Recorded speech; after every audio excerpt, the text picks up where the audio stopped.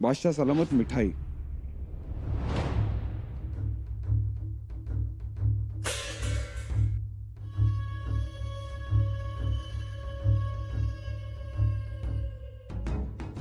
नहीं चाहिए, ले जाओ ये सब। अगर कुछ लाकर देना है तो अकबर का सर लेकर आओ, बागी अकबर का सर। अब्बूजान, आप ये क्या कह रहे हो? किस पर इतना खफा हो? हम अपने आप से खफा हैं, अपने आप पर गुस्सा निकाल रहे हैं। आप भाईजान का गुस्सा अपने आप पर निकाल रहे हो, अपने आप को सजा दे रहे हो। ये कौन सा इंसाफ है? तुम नहीं जानती शहजादी जीनत, वो दुर्गादास बागी अकबर को गुमराह कर रहा है, बगावत करने पर उकसा रहा है। लेकिन अब्बूजान, भाईजान उनकी बात क्यों मानते हैं? बड़े बड़े ख्वाब, वो भी गलत।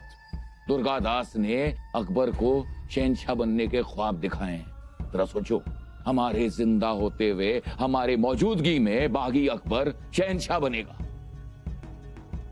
अब्बूजान, वो आप ही की औलाद है। वो है हमारी औलाद, एक ऐसी औलाद जो गैरों से पनाह मांग रहा है। काफिर संबा से पनाह मांग रहा है, वो पनाह नहीं मांग रहा, वो खैरात मांग रहा है, खैरात। जरा सोचो, आलमगीर औरंगजेब का बेटा एक काफिर से खैरात मांग रहा है। अरे ऐसी औलाद होने से बेहतर ये है कि हम बे औलाद होते।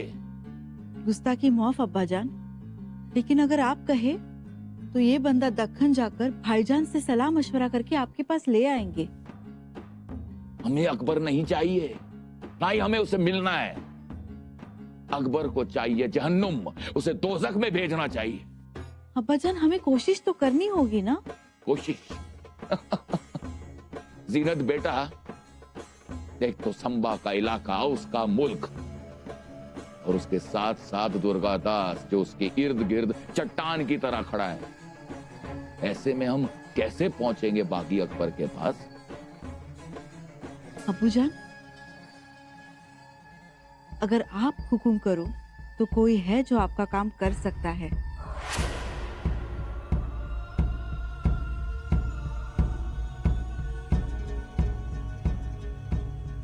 कौन है वो सूरमा जो अपनी जान हथेली पर रखकर ऐसा जोखिम उठा सकता है? काम तो होने दीजिए, आप खुद अपने बंदे को पहचान जाएंगे।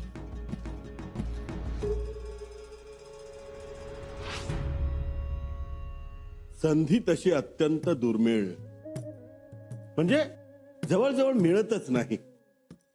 पण आपलं भाग्य थोर. अंगाशी एकदम बराबर बोलला बघा.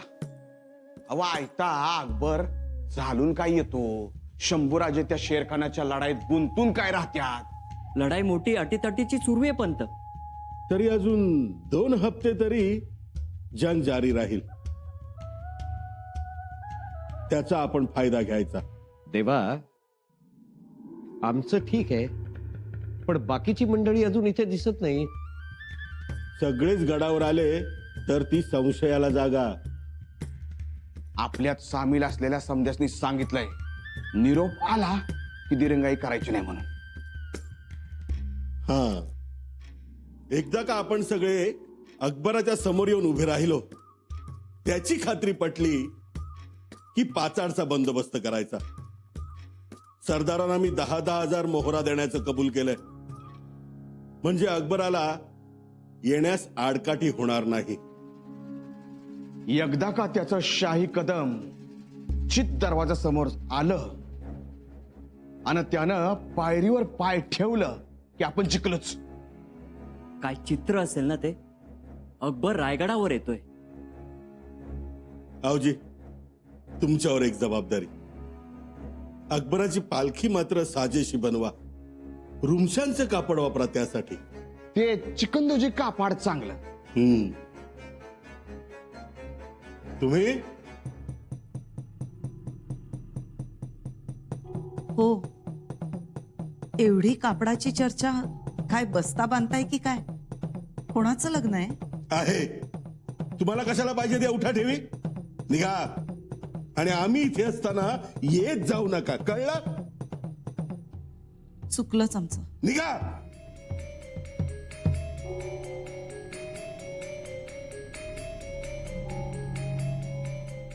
देवा,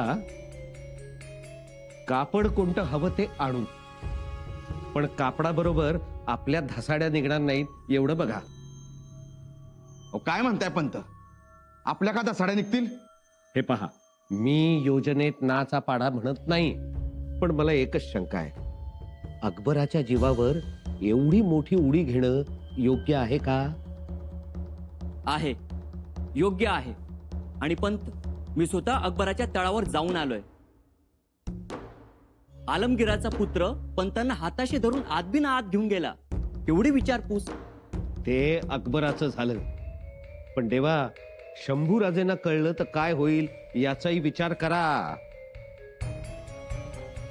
आणि खरं सांगू का, शंभूराजे स्वराज्य द्रोहाला दयामया दाखवत नाहीत. भयंकर संतापतात ते.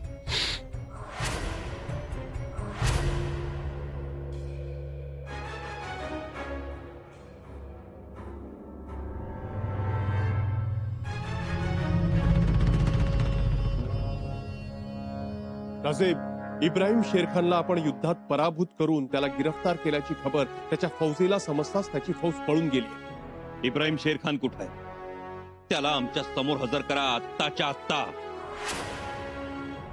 राजे, आणा रे त्याला.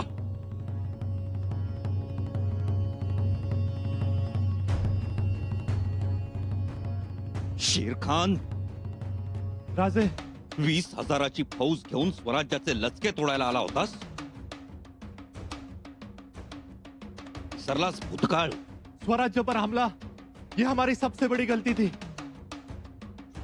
इब्राहिम शेरखान, गलती तो तुम्हारी खानदानी देन है. तुम्हारे खून में ही बेवफाई की मिलावट है. बोल बोल, कशी झाली हिम्मत स्वराज्याकडे नजर उचलून बघण्याची? रहम कीजिए राजे. अरे रहम तर यापूर्वीही तुझ्यावर आणि तुझ्या बापावर केला होता आमच्या आबासाहेबांनी, पण तू मात्र त्या उपकाराला जागला नाहीस. बोल बोल, काय करू तुझं? माफी दीजिए राजे, हम यहाँ से कहीं दूर चले जाएंगे और दोबारा ऐसी गलती नहीं होगी. राज, एवढी गयावया करतोय तर एक वर माफी द्या त्याला. अहिरायप्पा, राजांना भलतीच गळ घालू नकोस. स्वराज्यद्रोह करणाऱ्यांना माफी नाही म्हणजे नाही. मग तो शत्रू असो, परका असो, नाही तर आपल्या घरातला कुणी असो, माफी नाही. योग्य बोललात खंडूजी. रायप्पा, याला आणि याच्या बापाला एकदा माफी दिली होती आपण, तरी हा स्वराज्यावर चालून आला. यापूर्वी अशीच एकदा बहलोल खानाला सरनोबत प्रतापराव गुजरांनी माफी दिली होती, पण बहलोल खान उलटला आणि त्याचा बंदोबस्त करताना आपण सरनोबत प्रतापराव गुजरांना गमावून बसलो. हा इतिहास आहे. माफीचं स्वराज्यात विष होतं आणि मग ते ताटात येतं, आपण अनुभवलंय. म्हणूनच राजे, यापुढे यालाच काय, कुणालाही सोडू नका. रहम कीजिए महाराज.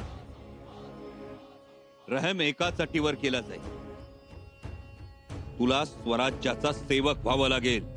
कबूल? माफी हुजूर, लेकिन स्वराज की सेवा हमारे ईमान के खिलाफ है. बस, या बेईमान गद्दाराची गर्दन उडवा. घेऊन जा याला. स्वराज्याशी बेईमानी करणाऱ्यांना माफी नाही. माफी हुजूर.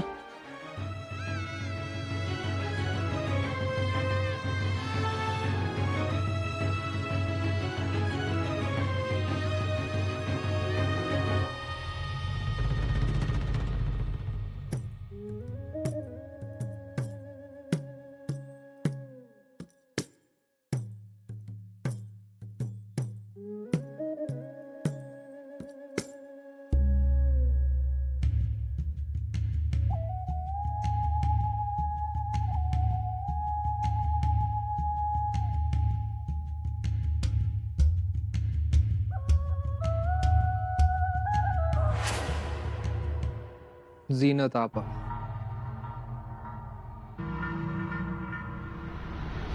राणा जी, जीनत आपा हमसे बहुत प्यार करती हैं. हमारे वहां से चले जाने के बाद बहुत ही अकेलापन महसूस करती हैं वो चाहती हैं कि हम मुगल सल्तनत वापस लौट जाएं। लेकिन शहनशाह, आपकी हिफाजत का जिम्मा तो खुद जीनत आपा ने उठाया। क्या करे राणा जी, लौट जाएं? पता नहीं शहनशाह, हमें ये सब कुछ भान नहीं रहा। सोच लीजिए राणा जी, दक्खन हमारे कब्जे में होगा। आप शहनशाह हो, थोड़ी दूर की सोच रखना। आप शंभू राजा के आश्रय में हैं, उनकी पनाह में हैं। पनाह पनाह पनाह पनाह, हाँ है हम उनकी पनाह में। तो क्या हुआ? हाँ, मुलाकात हुई उनसे? वो नहीं आए, लेकिन उनके मंत्री तो आए हैं ना आपसे मिलने। कुछ फायदा नहीं है उनका। वादा करके गए थे अनाजी पंत अपने सारे मंत्रियों को हमारे सामने पेश करेंगे। कहाँ है अनाजी पंत? अनाजी पंत ने वादा किया था तो वो जरूर आएंगे। हमें नहीं लगता। पंत वादा करते हैं, लेकिन उनके वादों के भरोसे हमें दिल्ली का तख्त हासिल नहीं होगा। दिल्ली पाने के लिए हमें फौज चाहिए, फौज। बादशाह, बस अब और नहीं, हमने तय कर लिया है, हम दिल्ली जाएंगे। नशे में हो, हम कल बात करेंगे।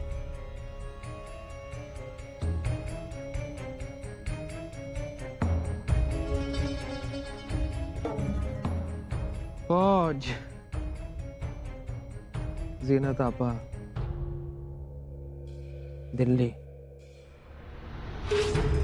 तख्त, दिल्ली। कावेरीबाई, काय झालं? का खांतावलात तुम्ही?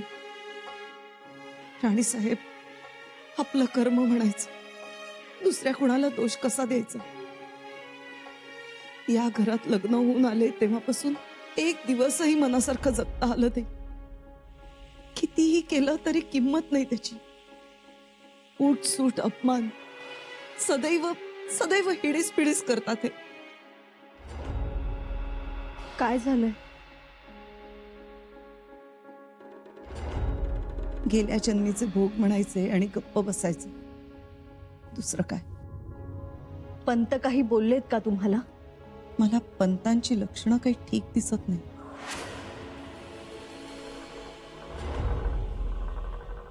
लक्षणं ठीक दिसत नाही म्हणजे? आमच्या वाड्याच्या आडखोलीत त्यांनी कसला तरी लाकडाचा सापळा तयार केलाय. हातावर पाणी पडलं की तिथे जाऊन बसतात. त्या सापळ्याभोवती गरागरा फिरतात, बोलतात, बघत बसतात. तिथेच मसलती होतात. मसलती? होय राणी साहेब. पण कावेरीबाई, हा असला कसला सापळा आहे? मी विचारलं नाही असं नाही, पण थांग लागू देत नाही. याचा अर्थ काहीतरी महत्वाची बाब आहे म्हणायची. तर बोलण्यातून एकदा आलं की चक्रव्यूह आहे असं. पण मला तर एकच चक्रव्यूह माहितीये, ज्यात अभिमन्यू अडकला. याला त्यातून बाहेर येता आलं नव्हतं. पण कोणासाठी बनवलाय हे माहित आहे? नाही, परंतु राणी साहेब, मला घडणाऱ्या गोष्टी दिसताना बऱ्या दिसत नाहीत. एकदा येऊन बघायलाच पाहिजे हा सापळा. तेच सांगायला आले होते मी. तुम्ही एकदा नजरेखाली घाला, तुम्हाला काही धागा दोरा सापडेल जो स्वराज्य हिताचा असेल. ठीक आहे, येऊन जातो आम्ही. पंत बाहेर गेले की मी निरोप पाठवेन तुम्हाला. नाहीतर ते सदरेवर आल्याचं कळलं की तुम्ही निघून या. म्हणजे सगळ्या गोष्टींचा छडा लागेल आपल्याला. येते मी.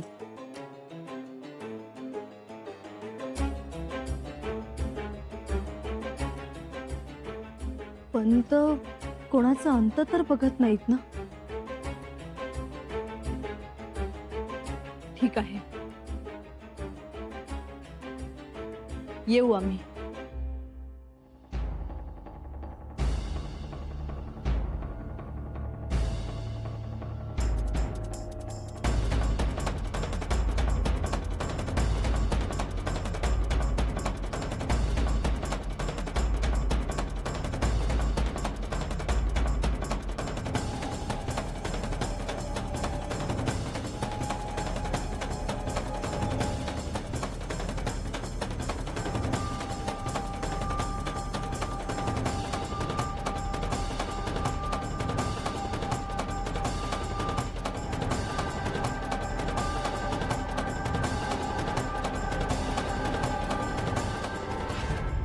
राणा जी,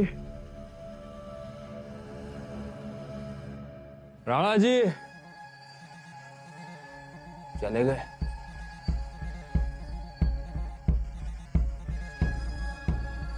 क्या हो रहा है ये सब? क्यों हो रहा है ये सब? या अल्लाह, ये हमारे साथ ही क्यों?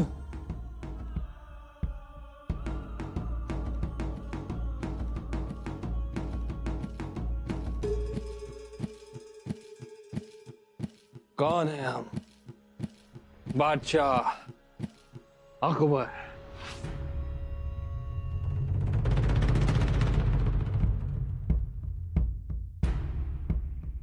यहाँ बेहाल बदतर सी जिंदगी गुजार रहे हैं हम. एक सपना देखा था हमने, हिंदुस्तान का बादशाह बनने का. और यहां फकीरों की तरह जिंदगी गुजार रहे हैं हम.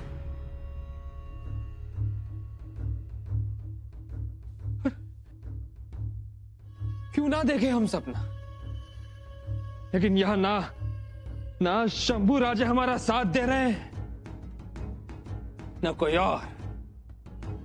या खुदा, या अल्लाह, या मेरे मालिक, चारों तरफ से सिर्फ अंधेरा ही अंधेरा नजर आ रहा है हमें. रोशनी दिखा दे, रोशनी दिखा दे मेरे खुदा.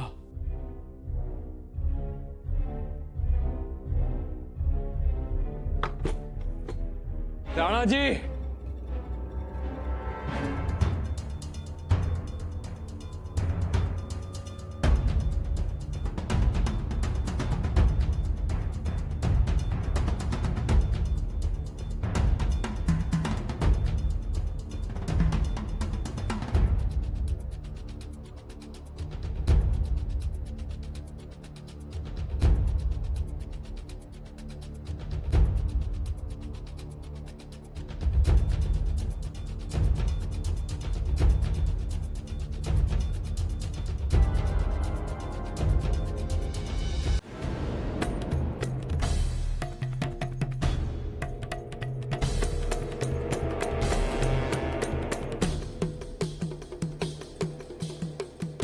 दिल्ली.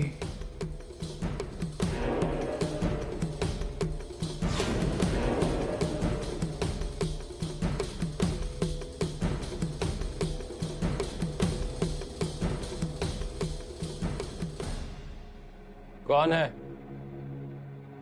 कौन है वहां? कौन है वहां? कौन है? बादशाह अकबर के कमरे में आने की हिम्मत किसने की? कौन है?